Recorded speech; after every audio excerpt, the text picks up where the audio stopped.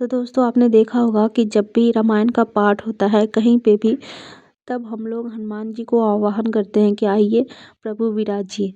तब लोगों को ये कन्फ्यूजन होता है, क्या हनुमान जी सच में आते हैं? क्या प्रभु सच में आते हैं? तो उसका प्रमाण क्या है? तो जय श्री राम दोस्तों, कैसे हो आप? मैं स्वाति आप सभी का स्वागत करती हूँ आपके अपने यूट्यूब चैनल पर। तो दोस्तों आज मैं हनुमान जी के बारे में कुछ ऐसी बातें बताने वाली हूँ और कई लोगों का जो कन्फ्यूजन है वो भी दूर होने वाला है।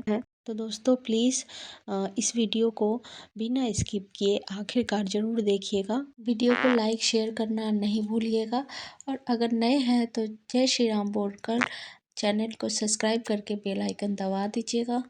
कमेंट बॉक्स में जय श्री राम जय हनुमान के नारे लगाकर जयकारे लगाकर अपनी हाजिरी लगाना नहीं भूलिएगा, ताकि आने वाले जो समय में जो भी हमारी नई वीडियो आएंगी, जो हमारे प्रभु से जुड़े हों या कोई ब्लॉग हो, तो आपको सबसे पहले इसका नोटिफिकेशन मिल जाए।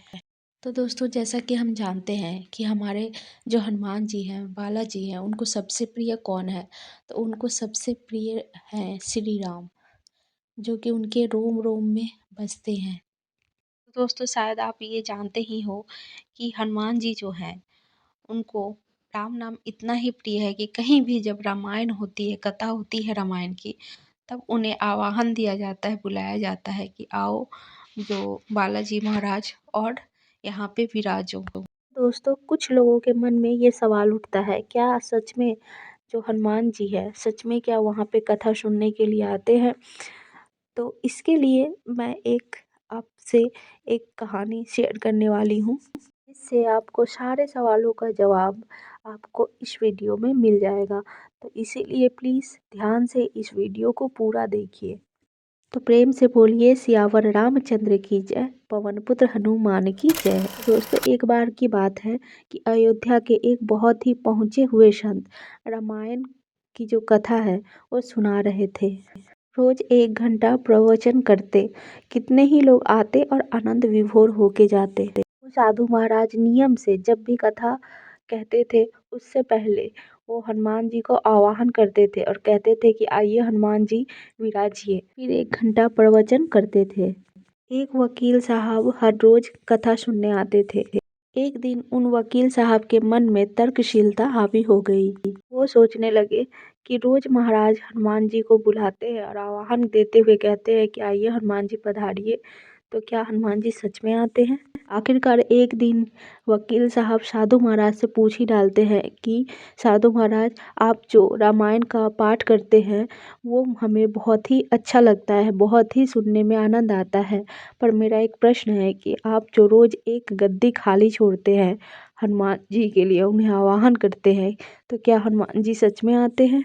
साधु महाराज ने बहुत ही शांति और प्रिय वचनों से उनको हंसते हुए जवाब दिया। कहते हैं कि हाँ, जब भी मैं उन्हें आवाहन करता हूँ वो अवश्य आते हैं और यहाँ पर बैठकर वो हम मेरी कथा को सुनते हैं।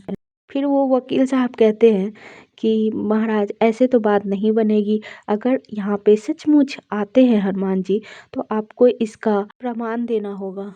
आप जो श्री रामायण का पाठ कर रहे हैं ये भक्ति भाव से, ये तो बहुत अच्छा है, लेकिन आप जो हनुमान जी को यहाँ पर बैठा बता रहे हैं, आप अनुचित तरीके से लोगों को प्रभावित कर रहे हैं। आपको साबित करके दिखाना चाहिए कि हनुमान जी आपकी कथा को सुनने आते हैं। तो महाराज ने उन्हें बहुत समझाया कि भाई, आस्था को किसी भी सबूत की कसौटी पर नहीं रखना चाहिए। यह तो भक्त और भगवान के बीच का प्रेम रस है। आप कहो तो मैं प्रवचन करना बंद कर दूं या फिर आप कथा में आना छोड़ दो। लेकिन वकील नहीं माना और कहने लगा कि आप हमेशा ये रोज दावा करते हैं कि हनुमान जी आपकी कथा सुनने आते हैं, तो ये आप और जगह भी जाकर कहते होंगे, तो इसीलिए मुझे इसका प्रमाण चाहिए कि सच में हनुमान जी यहाँ पर कथा सुनने के लिए आते हैं। इसी तरह दोनों के बीच वाद विवाद चलता रहा, मौखिक संघर्ष बढ़ता चला गया।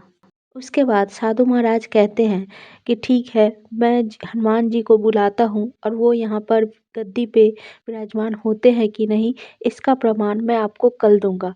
तो आज जो ये गद्दी है जिस पे मैं हनुमान जी को विराजमान करवाता हूँ, आप उस गद्दी को अपने साथ लेकर अपने घर ले जाइए। उसके बाद कल आप उस गद्दी को लेकर आना और कथा के होते समय मैं हनुमान जी को बुलाऊंगा और आप उस गद्दी को उठाओगे। और गद्दी अगर आप आराम से उठा लेते हो तो इसका मतलब कि हनुमान जी नहीं है। उसके बाद वकील ने कहा कि हम दोनों में से जो भी हारेगा वो क्या करेगा, इसकी भी परीक्षा कर ले, क्योंकि ये एक सत्य की परीक्षा होने वाली है। वकील ने कहा कि अगर मैं गद्दी ऊंची नहीं कर पाया तो मैं अपनी वकालत छोड़कर आपके साथ आपके चरणों में आपके सेवक बनकर प्रभु श्री राम और हनुमान जी की भक्ति करूंगा। फिर वकील ने कहा लेकिन अगर आप हारते हो तो आप क्या करोगे? तो फिर साधु महाराज ने कहा अगर मैं हारता हूँ तो मैं कथा वाचन को छोड़कर आपके ऑफिस में चपरासी की नौकरी कर लूंगा। उसके बाद धीरे धीरे ये बात और लोगों तक फैली, तो जो लोग कथा सुनने नहीं आते थे वो लोग भी उस दिन कथा सुनने के लिए आए और उन्होंने सोचा कि भक्ति और शक्ति का जो प्रत्यक्ष रूप से दर्शन करेंगे। पूरा पंडाल भर गया। श्रद्धा और विश्वास का प्रश्न जो था, उसके बाद जो वकील गद्दी लेकर गया था वो लेकर आया और जिस जगह पे गद्दी रोज रखी जाती थी वहां पे रख दिया। उसके बाद साधु महाराज आए और उन्होंने साधु महाराज ने सजल नेत्रों से मंगलाचरण किया और फिर बोले आइए हनुमान जी पधारिए। ऐसा बोलते ही उनके नेत्र सजल हो उठे। उसके बाद साधु महाराज मन ही मन बोले कि हे प्रभु, आज मेरा प्रश्न नहीं बल्कि रघुकुल नीति की एक परंपरा का सवाल है। मैं तो एक साधारण जन हूँ, मेरी भक्ति की आप लाज रखना। उसके बाद साधु महाराज ने हाथ जोड़कर प्रभु को आह्वान करते हुए वहां पे बैठने के लिए कहा और वकील से कहा कि अब आके आप इस गद्दी को उठाइए। उसके बाद वकील साहब ने उस गद्दी को स्पर्श करने के लिए, उसको उठाने के लिए हाथ बढ़ाया, लेकिन उसको उठाने तो दूर की बात, वो उस गद्दी को स्पर्श भी नहीं कर पाए। वकील साहब ने 3 से 4 बार प्रयास किया, बार बार प्रयास किया, लेकिन वो गद्दी को उठाना तो दूर, गद्दी को स्पर्श भी नहीं कर सक रहे थे। ऊपर से वो पसीने से पूरे तरबतर हो गए। उसके बाद वकील साहब जो है हनुमान जी के चरणों में गिर पड़े और कहने लगे कि महाराज, मैं तो गद्दी को उठाना तो दूर, मैं तो गद्दी को स्पर्श भी नहीं कर पा रहा हूँ। कहते हैं श्रद्धा और भक्ति से की गई हुई प्रार्थना में बहुत ही ज्यादा शक्ति होती है। कहते हैं ना, मानो तो देव नहीं तो पत्थर। प्रभु की मूर्ति तो पत्थर की होती है, लेकिन भक्त के निष्ठा से वो उसमें विराजमान होते हैं जब उनमें प्राण प्रतिष्ठा होती है। श्री तुलसीदास जी कहते हैं कि साधु का स्वभाव जो है कपास जैसा होना चाहिए, जो दूसरों के अज्ञान को ढककर ज्ञान का अलग जगाए। जो ऐसा भाव प्रकट करता है वही साधु है। श्रद्धा और विश्वास मन को शक्ति देते हैं। संसार में बहुत कुछ ऐसा है जो हमारी तर्क शक्ति से, बुद्धि की सीमा से परे है। जय श्री राम। अद्भुत प्रसंग जिससे कई लोगों के सवालों के जवाब मिले होंगे, कई लोगों का कंफ्यूजन दूर हुआ होगा।